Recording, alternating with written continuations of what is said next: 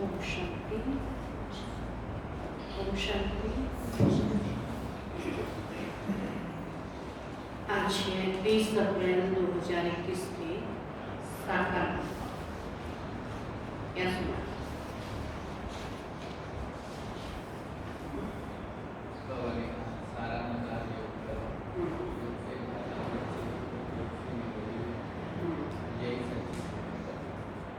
योग से धारणा भी निरोगी का है। बाबा ने कहा संयोग का ये तन जो है अनमोल है, इसलिए इसकी संभाल भी करनी है।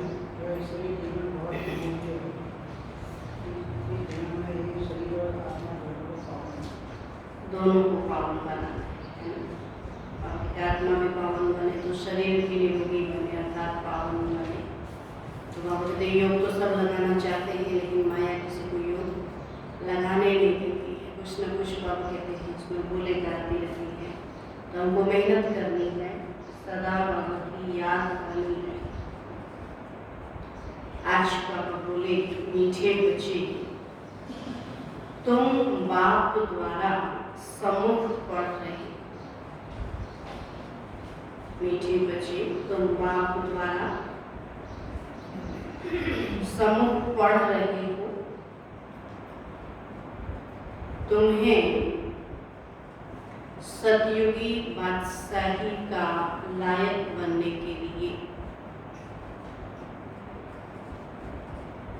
तुम्हें सतयुगी बादशाही का लायक बनने के लिए पावन जरूर बना है। पावन जरूर बनना है। प्रश्न है, बाप के किस ऑक्यूपेशन को तुम बच्चे ही जानते?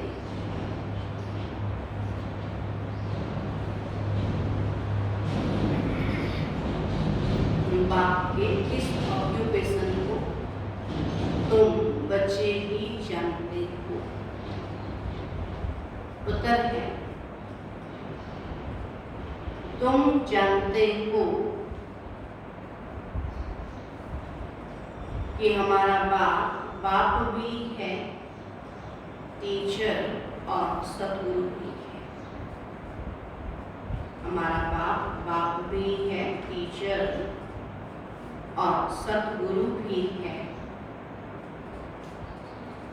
बाप कल्प के संगम युग पर आते हैं। बाप कल्प के संगम युग पर आते हैं, पुरानी दुनिया को नया बनाने।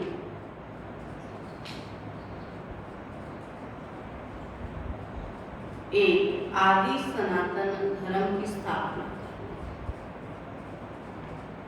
पुरानी दुनिया को नया बनाने, एक आदि सनातन धर्म की स्थापना करने। तो बाप अभी हम बच्चों को मनुष्य से देवता बनाने के लिए पढ़ा रहे हैं। बाप अभी हम बच्चों को मनुष्य से देवता बनाने के लिए पढ़ा रहे हैं। यह ऑक्यूपेशन हम बच्चों के सिवाय और कोई नहीं जानता। यह ऑक्यूपेशन हम बच्चों के सिवाय और कोई नहीं जानता। गीत है, भोलेनाथ से निराला कोई और नहीं, सबकी बिगड़ी बनाने वाला कोई और नहीं। ओम शांति। ओम शांति का अर्थ तो बच्चों को बार बार समझाया है। ओम माना मैं आत्मा हूँ और मेरा यह शरीर है। तो शरीर भी कह सकता है कि मेरी यह आत्मा है।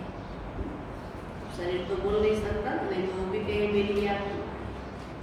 जैसे शिव बाबा कहते हैं तुम मेरे बच्चे हो, तो बच्चे कहते हैं बाबा आप हमारे हो। वैसे आत्मा भी कहती है मेरा शरीर, तो शरीर कहेगा मेरी आत्मा। तभी आत्मा जानती है मैं अविनाशी हूँ। आत्मा बिगर शरीर कुछ कर न सके। शरीर तो है, कहते हैं मेरी आत्मा को तकलीफ नहीं देगा, क्योंकि कौन हो गया? आत्मा है। तो मेरी आत्मा पाप आत्मा है या मेरी आत्मा पुण्य आत्मा है, तो तुम जानते हो मेरी आत्मा सतयुग में पुण्य आत्मा थी। आत्मा खुद भी कहेगी कि मैं सतयुग में सतोप्रधान अथवा सच्चा सोना थी। सोना है नहीं, यह एक मिसाल दिया जाता है, अर्थात सोने जैसा पवित्र एक मिसाल दिया जाता है कि कोई आत्मा सोना थोड़ी। ये एक मिसाल दिया जाता है कि हमारी आत्मा पवित्र थी, गोल्डन एज्ड थी, और अभी तो कहते हैं इम्प्योर हूँ। तो दुनिया वाले यह नहीं जानते, और तुमको तो श्रीमत मिलती है। तुम अभी जानते हो हमारी आत्मा सतोप्रधान थी और अब तमो प्रधान बनी है। तो हर एक चीज ऐसे होती है, बाल, युवा, वृद्ध, हर चीज नए से पुरानी जरूर होती है। तो दुनिया भी पहले गोल्डन एज सतोप्रधान थी, फिर तमो प्रधान आयरन एज है, तभी दुखी। तो सतो प्रधान माना सुधरी और तमो प्रधान माना बिगड़ी। तो गीत में भी कहते हैं बिगड़ी को बनाने वाले। तो पुरानी दुनिया बिगड़ी हुई है क्योंकि रावण राज्य है और सभी पतित हैं। पतित माना बिगड़ा। तो सतयुग में सब पावन थे, उनको न्यू वाइसलेस वर्ल्ड कहा जाता है, और यह है ओल्ड विशेष वर्ल्ड। तभी कलयुग आयरन एज है। तो ये सब बातें कोई स्कूल कॉलेज में नहीं पढ़ाई जाती। भगवान आकर पढ़ाते हैं और राजयोग सिखाते हैं। बाबा पढ़ाते हैं, राजा बनाने के लिए योग सिखाते हैं। तो गीता में लिखा हुआ है भगवानुवाद श्रीमद् भगवत गीता। श्रीमत माना श्रेष्ठ मत। तो श्रेष्ठ से श्रेष्ठ, ऊंच से ऊंच एक भगवान है और उनका नाम एक्यूरेट शिव है। तो रुद्र जयंती या रुद्र रात्रि कभी नहीं सुना होगा, शिव रात्रि कहते हैं। शिव तो है निराकार। अब निराकार की रात्रि या जयंती कैसे मनाई जाए? तो कृष्ण की जयंती तो ठीक है, पैदा हुआ, बच्चा हुआ, फलाने का बच्चा है, उनकी तिथि तारीख दिखाते हैं। अब शिव के लिए तो कोई जानते नहीं कि कब पैदा हुआ। अब यह तो जानना चाहिए ना, भगवान आया, कहते कैसे आया, कहाँ आया, क्या आपने किया, तो आखिर ये भी तो जानना चाहिए ना। और अब तुमको समझ मिली है कि श्री कृष्ण ने सतयुग आदि में कैसे जन्म लिया, तो तुम कहेंगे उनको 5000 वर्ष हुए। तो वह भी कहते हैं कि क्राइस्ट से 3000 वर्ष पहले भारत पैराडाइज था। इस्लामियों के आगे चंद्रवंशी और उनके आगे सूर्यवंशी थे। तो शास्त्रों में सतयुग को लाखों वर्ष दे दिए।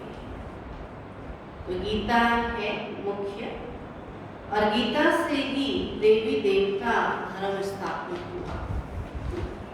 बाबा कहते हैं कि वह सतयुग त्रेता तक चला। जो गीता से धर्म स्थापन हुआ वो सतयुग त्रेता तक चला, अर्थात गीता शास्त्र से आदि सनातन देवी देवता धर्म की स्थापना परम पिता परमात्मा ने की।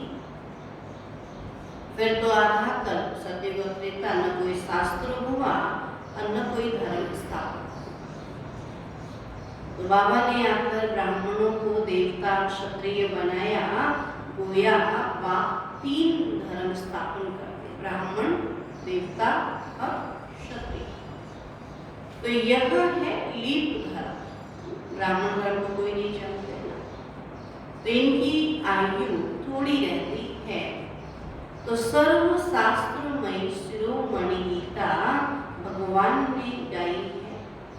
तो बाप पुनर्जन्म में नहीं आते, जन्म है परंतु बाप कहते हैं मैं गर्भ में नहीं आता, पर काया प्रवेश करता, अवतरित होता हूँ, इस दुनिया में आता हूँ, जन्म लेता हूँ, परंतु गर्भ में नहीं आता, मेरी पालना नहीं होती। सतयुग में भी जो बच्चे होते हैं वह गर्भ महल में रहते हैं, और रावण राज्य में गर्भ जेल में आना पड़ता है।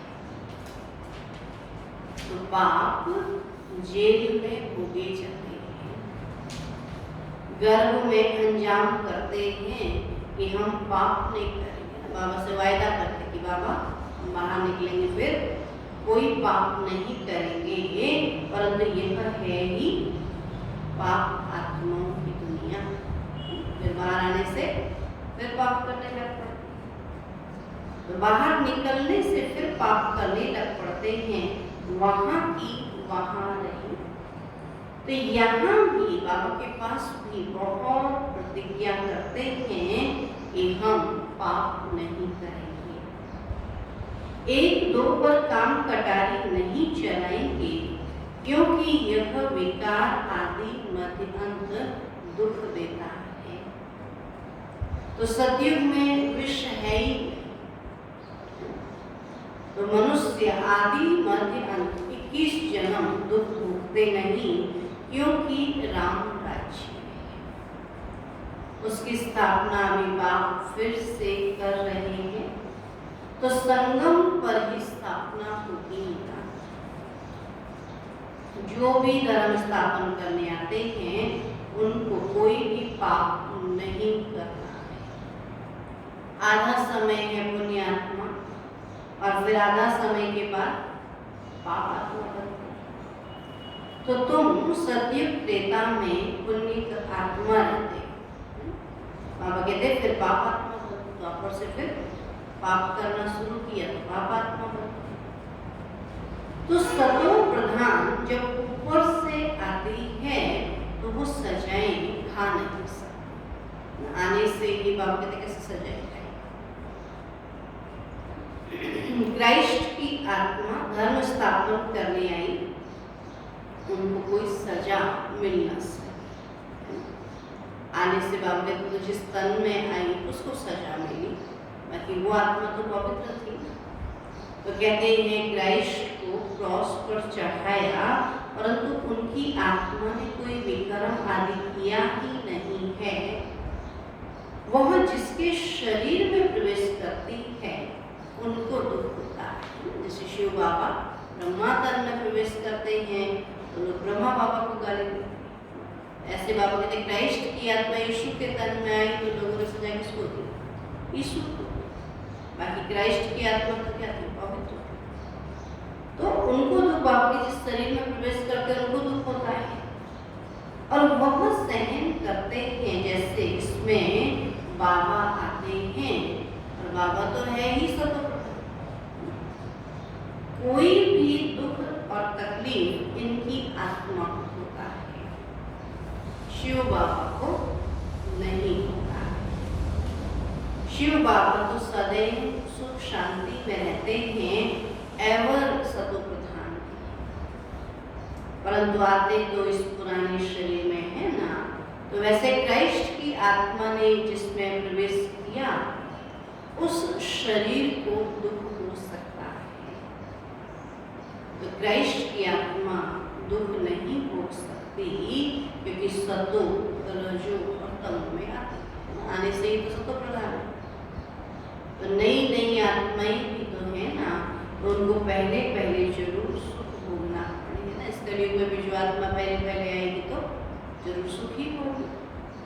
वो दुख भोग नहीं सकती, लौ नहीं कहता। तो इसमें बाबा बैठे हैं, कोई भी तकलीफ इनको दादा को होती है, न कि शिव बाबा। शिव बाबा तो निराकार है, परंतु यह बातें तुम जानते हो और कोई पता ही नहीं। और तो क्या समझते हैं कि ब्रह्मा बाबा ज्ञान सुना रहे हैं, ब्रह्मा बाबा ने स्थापना की, ज्ञान देने वाला शिव बाबा है, और कोई तो ये जानते ही। तो ये सब राज अभी बाप बैठ समझाते हैं। इस सहज राज योग से स्थापना हुई थी और फिर भक्ति मार्ग में यही बातें गाई जाती हैं।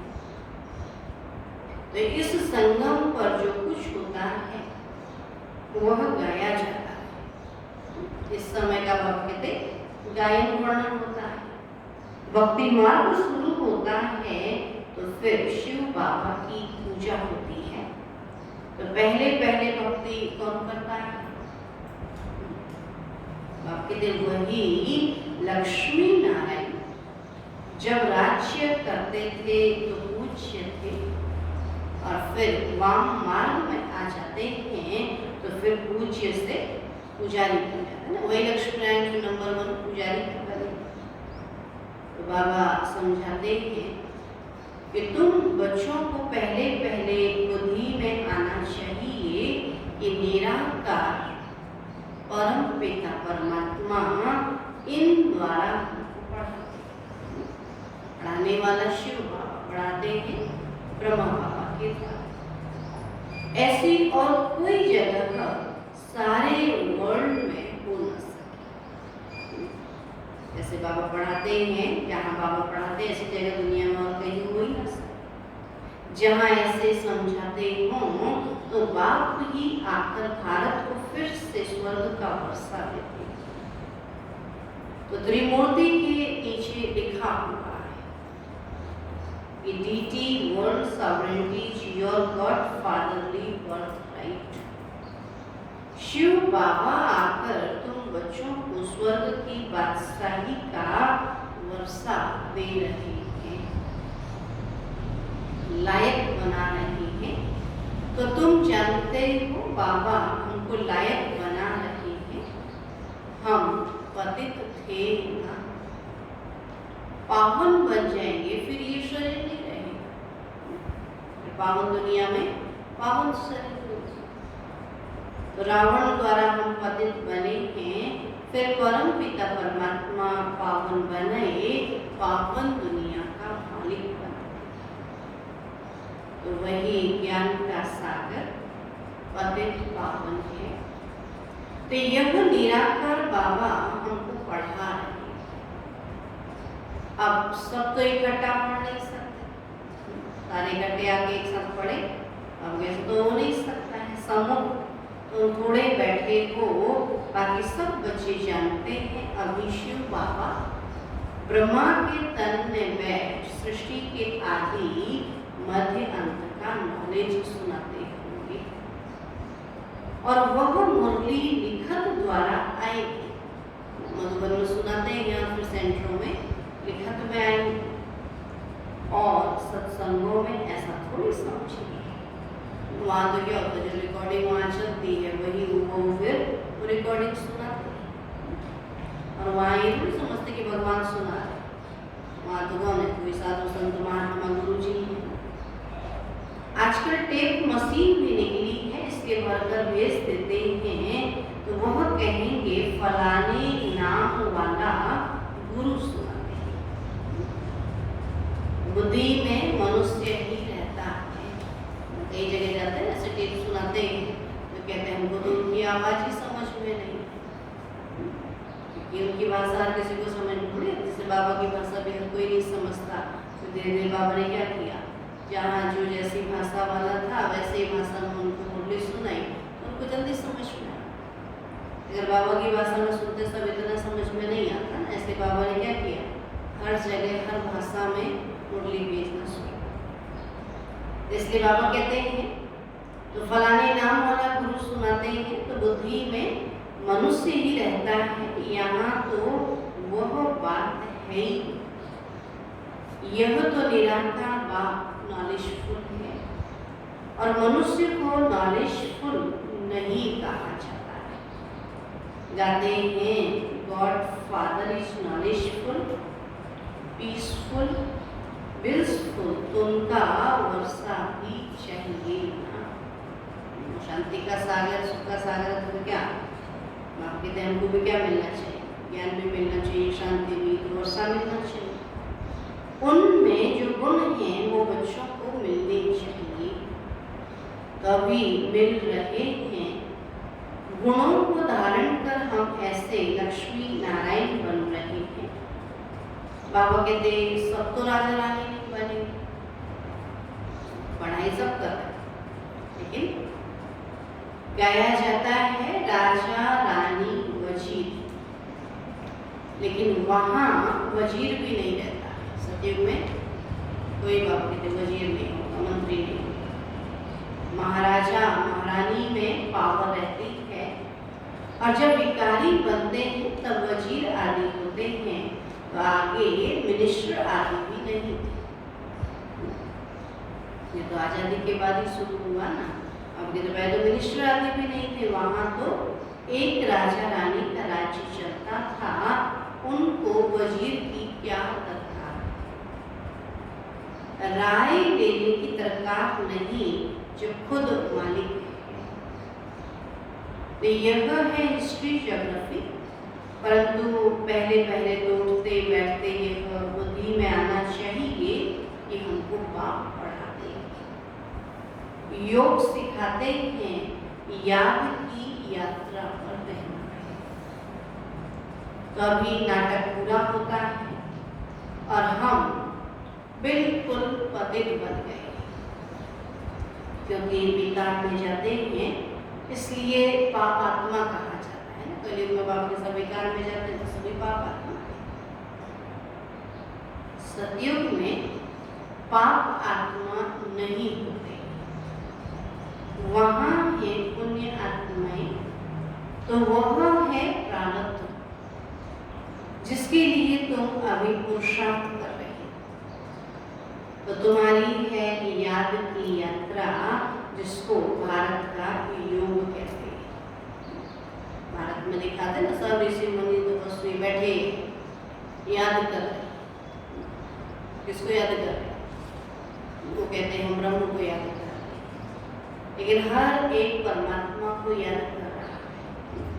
तब बाबा कहते हैं कि ये पुरुषार्थ है, हर एक परमात्मा को याद करें, सबकी बुद्धि जो है परमात्मा में लगी रहे।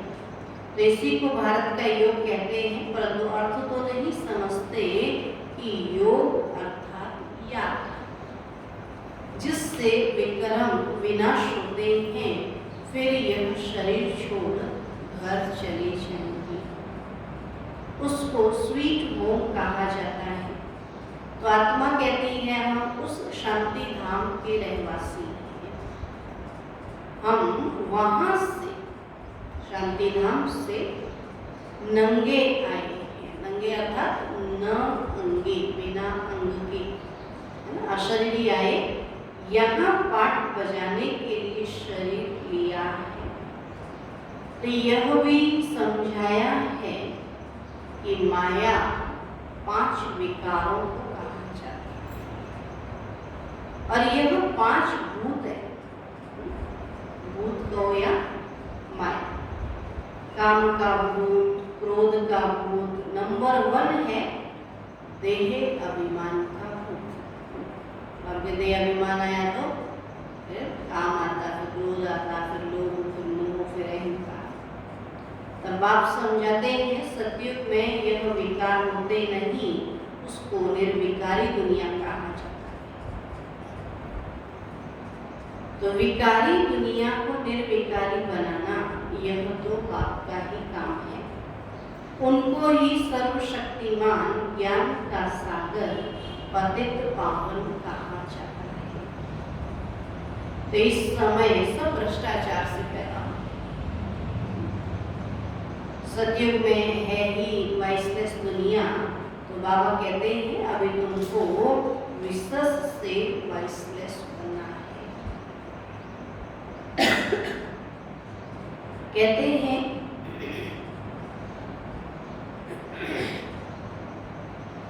हैं इस बिगर बच्चे कैसे पैदा होंगे। तो बाबा समझाते हैं अभी तुम्हारा यह अंतिम जन्म है, मृत्यु लोक ही खत्म होना है, फिर इसके बाद विकारी लोग होंगे। इसलिए बाप से पवित्र बनने की प्रतिज्ञा करनी है। कहते हैं बाबा हम आपसे वर्षा अवश्य लेंगे। तो वो कसम उठाते हैं झूठा। गॉड जिसके लिए कसम उठाते हैं उसको तो जानते ही। वह कब कैसे आता है, उनका नाम रूप देश काल क्या है, कुछ भी नहीं जानते हैं। तो बाप आकर अपना परिचय देते हैं और अभी तुमको परिचय मिल रहा है। दुनिया भर में कोई भी गॉड फादर को नहीं जानते, बुलाते भी हैं, पूजा भी करते हैं, परंतु ऑक्यूपेशन को जानते हो। अभी तुम जानते हो परम पिता परमात्मा हमारा बाप, टीचर और सतगुरु। तो यह बाप ने खुद परिचय दिया है कि मैं तुम्हारा बाप हूँ और मैंने इस शरीर में प्रवेश किया है। तो प्रजापिता ब्रह्मा द्वारा स्थापना होती है। किसकी? ब्रह्मा द्वारा ब्राह्मणों की स्थापना। फिर तुम ब्राह्मण पढ़कर देवता बनते हो, तो मैं आकर तुमको शूद्र से ब्राह्मण बनाता हूँ। बाप कहते हैं मैं आता ही हूँ कल्प के संगम युग पर, और कल्प 5000 वर्ष का है और यह सृष्टि चक्र तो फिरता रहता है। मैं आता हूँ पुरानी दुनिया को नया बनाने, पुराने धर्मों का विनाश कराने, फिर मैं आदि सनातन देवी देवता धर्म स्थापन करता हूँ। बच्चों को पढ़ाता हूँ और फिर तुम पढ़कर 21 जन्म के लिए मनुष्य से देवता बन जाते हैं। और देवता ही तो सूर्यवंशी, चंद्रवंशी, प्रजा सब है। जो भी सत्युग और त्रेता में सब क्या है? देवता है। बाकी पुरुषार्थ अनुसार ऊंच पद पाएंगे। अभी जो जितना पुरुषार्थ करेंगे वही कल्प कल्प चलेगा। तो समझते हैं कल्प कल्प ऐसा पुरुषार्थ करते हैं तो ऐसा ही पद जाकर पाएंगे। तो यह तुम बच्चों की बुद्धि में है कि हमको निराकार भगवान पढ़ाते हैं और उनको याद करने से ही विक्रम विनाश होंगे। तो बिगर याद किए विक्रम विनाश हो नहीं सकता। तो मनुष्यों को यह भी पता नहीं कि हम कितने जन्म लेते हैं। पता है? आपने किसी को पता ही नहीं कितने जन्म। शास्त्रों में तो कोई ने कपूड़ा लगा दिया कितना 84 लाख जन्म। और अभी तुम जानते हो 84 जन्म है और यह अंत का जन्म है, फिर हमको स्वर्ग में जाना है। तो पहले मूल वतन में जाकर फिर स्वर्ग में आएंगे। अच्छा, मीठे मीठे से कीलते बच्चों प्रति माता पिता बाप दादा का याद प्यार और गुड मॉर्निंग। रूहानी बाप की रूहानी बच्चों को नमस्ते। हम रूहानी बच्चों की रूहानी बाप दादा को नमस्ते नमस्ते नमस्ते। धारणा के लिए मुख्य सार है बाप से जो पवित्र बनने की प्रतिज्ञा की है बाप से जो पवित्र बनने की प्रतिज्ञा की है उस पर पक्का रहना है, उस पर पक्का रहना है।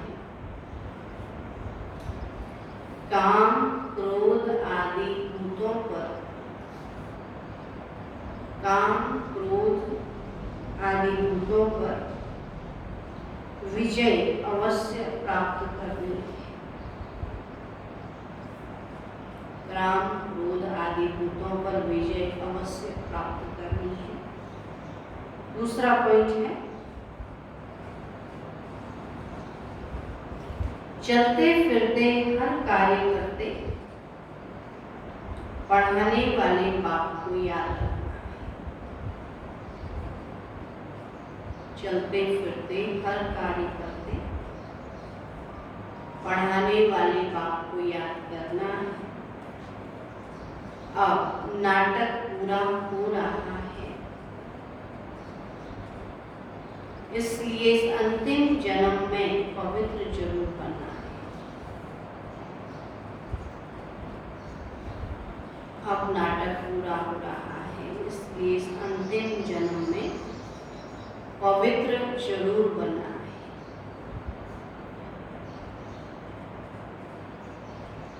वरदान है, एक लगन,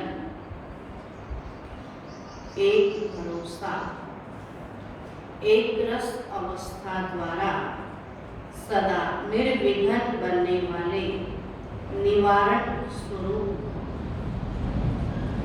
एक लगन, एक भरोसा, एक रस अवस्था द्वारा सदा निर्विघ्न बनने वाले निवारण स्वरूप। बाबा कहते सदा एक बाप की लगन, बाप के कर्तव्य की लगन में ऐसे मगन रहो जो संसार में कोई भी वस्तु या व्यक्ति है कि यह अनुभव ही न हो। ऐसे एक लगन, एक भरोसे में, एक रस अवस्था में रहने वाले बच्चे सदा निर्विघ्न बन चढ़ती कला का अनुभव करते हैं। वे कारण को परिवर्तन कर निवारण रूप बनते हैं।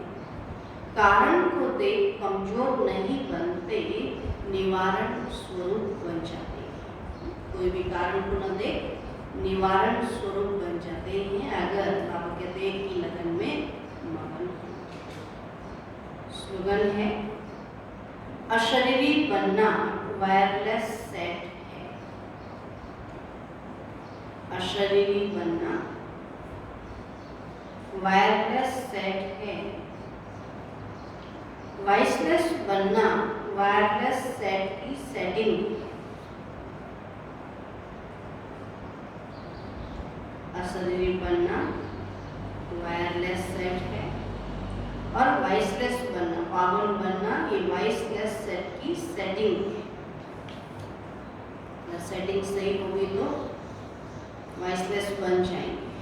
अब कहते वायरलेस सेट बनना अर्थात अशरीरी बनना और वॉइसलेस बनना वायरलेस सेट की सेटिंग है। ओम शांति।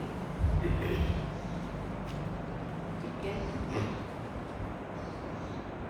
पावन बनने के लिए, बात सही होने के लिए बाबा को याद जरूर करना है। कुछ भी